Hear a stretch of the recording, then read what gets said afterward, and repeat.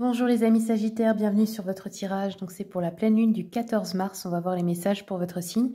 Elle est un peu spéciale cette pleine lune, elle est en Vierge, mais surtout il y a une éclipse totale de lune ce jour-là en même temps, donc c'est assez intéressant.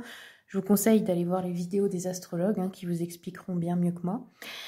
Comme toujours, n'oubliez pas, c'est du général, prenez ça avant tout comme un divertissement. Ça ne peut pas parler à tout le monde forcément pour que ce soit clair et précis, il faut le faire au cas par cas, ce qui se fait seulement en consultation privée. Vous avez mon adresse email dans le descriptif des vidéos si vous souhaitez me contacter pour prendre rendez-vous. Vous avez aussi les prix de mes consultations dans le descriptif. Et sachez que vous n'êtes pas obligé de faire une consultation longue. Si vous n'avez qu'une seule question par exemple, et bien 15 minutes c'est largement suffisant. Donc voilà, je fais des consultations si c'est à distance par appel visio sur WhatsApp et aussi en présentiel si vous êtes de ma région dans le 57 proche de Sarrebourg. Vous pouvez aussi voir sur mon Facebook les événements auxquels je me rends toute l'année et bien pendant lesquels je tire aussi les cartes sur place. Allez, c'est parti. On va commencer avec l'oracle de la lunologie. Quels sont les messages pour mes amis Sagittaires, s'il vous plaît? Les réponses dont vous avez besoin vont arriver, on vous dit, avec le symbole des Gémeaux, qui est le symbole de la communication. Donc peut-être que vous attendez une réponse pour quelque chose, ou peut-être que vous attendez un signe, ou que quelque chose se passe par rapport à une question que vous vous posez. Ça va arriver aux alentours de cette pleine lune.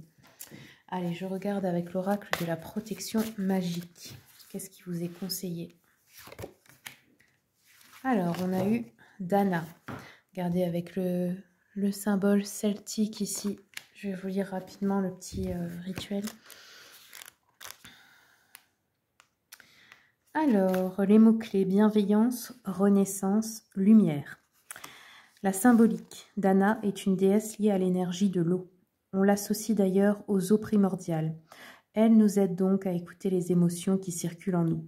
Le culte de Dana était pratiqué en Irlande car selon certaines légendes, Dana serait à l'origine de l'installation de son peuple en Irlande. Dana est devenue Sainte Anne, patronne des Bretons. Elle protégeait les enfants à naître en terre bretonne.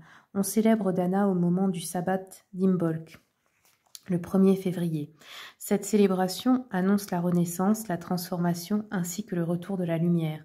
Dana nous montre que malgré l'hiver sombre, la lumière revient toujours avec l'arrivée du printemps.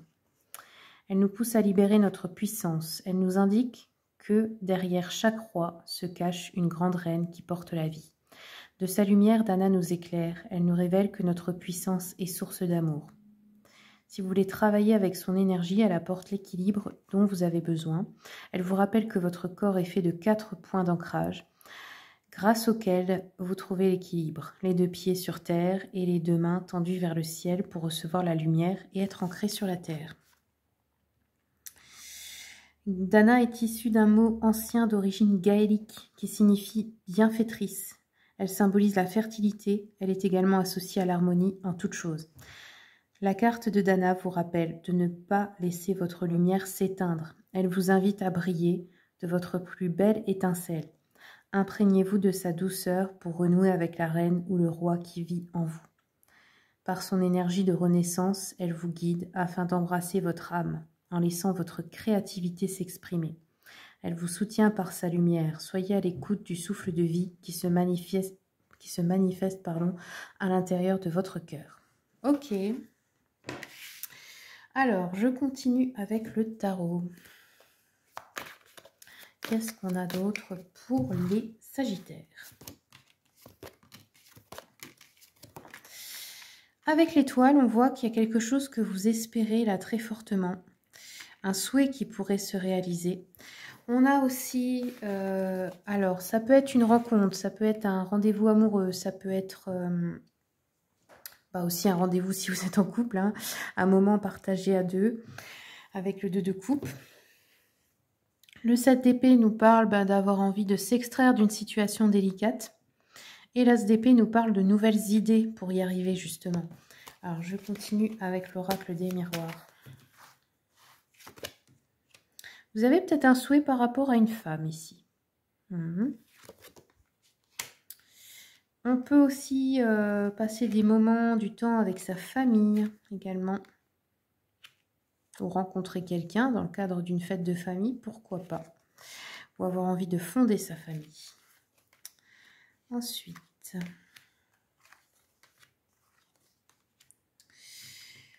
ouais. Alors, vous pouvez avoir un souhait de rétablir quelque chose qui a pu être vécu comme un échec par rapport à une femme ou pour vous en tant que femme dans le passé. On voit qu'il y a des changements ici dans la famille, dans la situation amoureuse peut-être. Des changements positifs à venir. On a envie de s'extraire d'une situation compliquée. Ça peut être un procès, ça peut être un divorce, ça peut être... c'est quelque chose, je pense, de juridique là ici ou d'administratif qui est assez délicat pour vous. Vous avez envie que cette situation se termine. Et on a l'enfermement avec la maison, donc on peut aussi avoir envie de se replier sur soi ici, de rester seul chez soi, de ne pas sortir, ce qui n'est pas vraiment la chose qui vous est conseillée là, mais bon, voilà, ça peut être comment vous vous sentirez. On continue avec l'oracle des guidances de guérison. Alors, sur les changements, la naissance. Ouais, il peut vraiment y avoir une nouvelle relation amoureuse ou aussi l'arrivée d'un nouvel enfant, pourquoi pas. La Vierge Marie ici, alors c'est une énergie qui vous accompagne, que vous pouvez prier également si ça vous parle. On a deux fois une énergie très féminine là. Hein. Hop. L'Esprit Saint, ok. Et qu'est-ce qu'on a d'autre sur l'échec? L'épée. Ouais, il faut prendre une décision ferme par rapport à quelque chose ou dire une vérité également. L'épée est liée à l'élément air, c'est la parole, c'est tout ce qui est des choses qu'on a à dire, des décisions qu'on a à prendre. Jésus, bah dis donc, ça en fait des maîtres ascensionnés. L'obscurité, ouais, vous avez peut-être traversé une période d'obscurité là. L'archange Gabriel. Et la fleur de vie, ok. Donc le symbole de la fleur de vie peut être aussi quelque chose que vous pourriez utiliser en géométrie sacrée en protection. L'archange Gabriel est lié au cœur mais aussi à la protection. Ça peut être une protection que vous pouvez demander là pour votre affaire juridique, hein, pourquoi pas.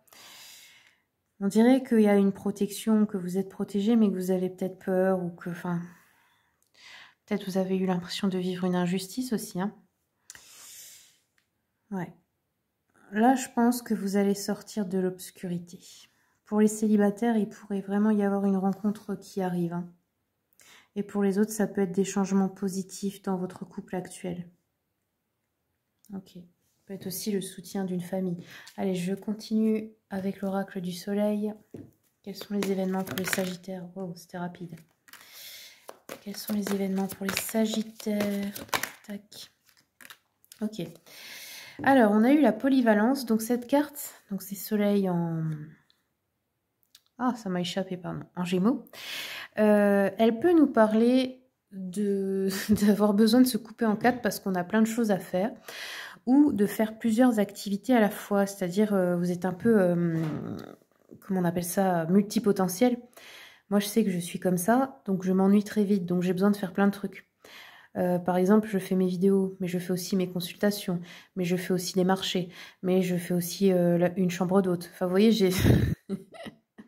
ça part dans tous les sens, mais c'est comme ça que je trouve l'équilibre. Peut-être que c'est votre cas aussi, ou peut-être que c'est une période vraiment intense où vous avez plein de choses à gérer à la fois ici, la polyvalence.